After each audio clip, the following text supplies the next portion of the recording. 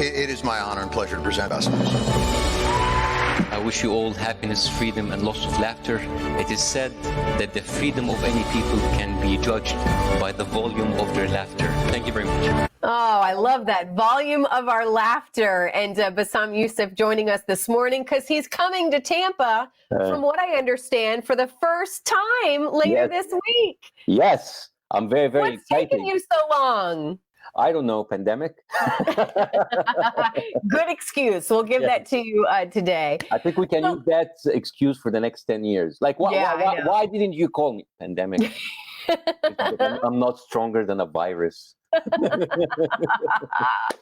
Well, again, so happy that you are going to be coming, doing several shows here in the later in the week. Yes. But I want to know about your background, because it is absolutely fascinating how you came from the medical world in Egypt and then somehow landed as a comedian and doing great things. So how on earth did you make a switch? Tell us a little bit about that, from your medical career to being a comedian now. How on earth, indeed. I was a heart surgeon for between studying and actually being a fully fledged doctor. That took me 19 years.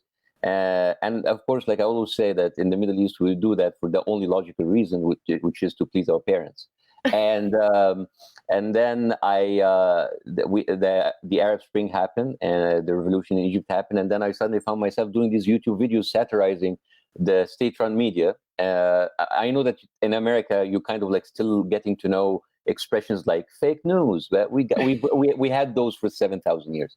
And so I didn't actually expect anything from that, but like suddenly it just went viral. And then I was offered to host a show, and I was called the Jon Stewart of Egypt. I was on Jon Stewart's show a few times, and he came to Egypt, by the way. He came to Egypt and he was on my show. And when he was in downtown Cairo going into the show, people saw him and they went crazy. And then he said, the last thing I've ever expected is a short Jewish guy from Jersey would have this kind of reception in downtown Cairo. And it's on YouTube, and you find the people going crazy when he was introduced on stage.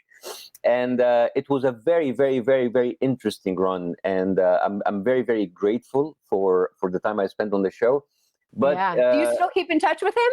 Yeah, every now and then we ask him, and I congratulated him for his new upcoming show on Apple TV, and then everything, kind of like went into flames, and I had to escape because of the jokes, because it seems that authoritarian regimes everywhere in the world don't appreciate satire. It's different from the kind of like reaction they take, and I found myself in America, and it was a very, very interesting switch to try to perform comedy, do stand-up in a second language, in English. And it has been a very, very interesting journey, I have to say. It's a very scary injury, very, very unexpected, but I'm enjoying this kind of education that I get every time I get on stage, and I speak to a very diverse group of Arabs and Americans and people from different ethnicities come to my show. And the stand-up is that I do is more of a. I was just going to ask that. I'm glad you're explaining what kind of comedy is it. Oh, sorry about that. So it's kind of like a one-man show. It's not like your regular stand-up with just a man with a mic. And there's like a multimedia show. There's like I show them videos, I show them pictures, but I also talk about my personal journey. It's kind of, if you think about it from theater terms, it's two acts. The first act, that you are back in Egypt, everything that happened to me, and the second act, coming here to America in the most interesting political time ever.